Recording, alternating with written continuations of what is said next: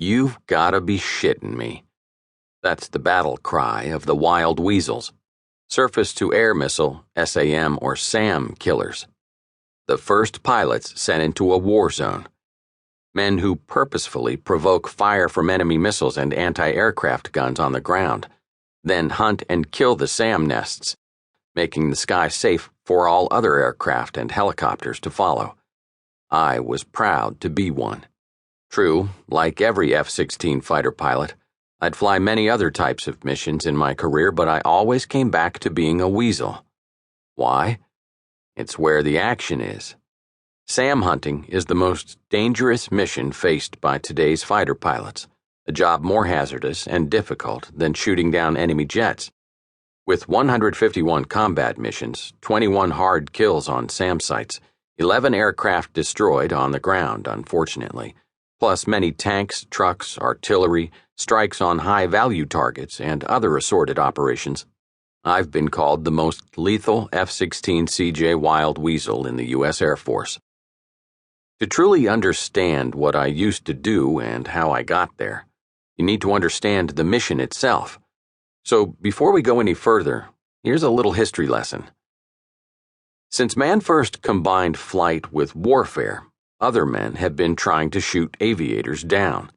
As early as the American Civil War, when manned balloons were used by Union forces to spot enemy troop movements, Confederate sharpshooters immediately started firing at them. 5 years later, during the Franco-Prussian War, the Germans mounted a small cannon on a horse cart for the sole purpose of putting holes in French balloons. With the advance of tactical aviation during World War I came corresponding advances in anti-aircraft capabilities. By December 1914, the British Royal Air Force had become sufficiently concerned about the German bomber threat to London that they developed a 37mm pom-pom gun. In June 1917, their caution was justified when 14 plywood-coated German Gotha 5 bombers lumbered over London at 80 knots and dropped their bombs. Among the 162 dead were 46 children killed when their kindergarten was destroyed.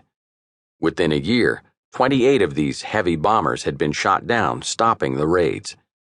These missions, though puny by modern standards, marked the first real use of strategic air power and ushered in the age of air defense. As aircraft improved, the systems designed to kill them also became more lethal.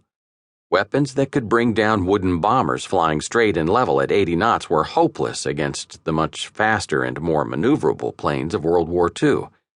This meant more accurate aiming systems had to be fielded, which could cope with more aggressive targets. Eventually, the British developed the kerosene predictor. Though ineffective against fighters, it was designed to track bombers. It was the first truly automated fire control system. Weapons improved as well. Ironically, two of the best pieces of anti-aircraft artillery, AAA or AAA, came from neutral countries. Bofors, a Swedish company, manufactured a 40mm piece which proved lightweight, rapid-fire guns were tactically feasible. Bofors also exemplified the concept of business neutrality by selling its weapons to both the Axis and the Allies.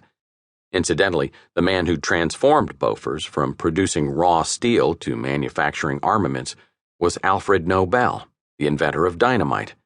He also founded the Nobel Prize for Peace.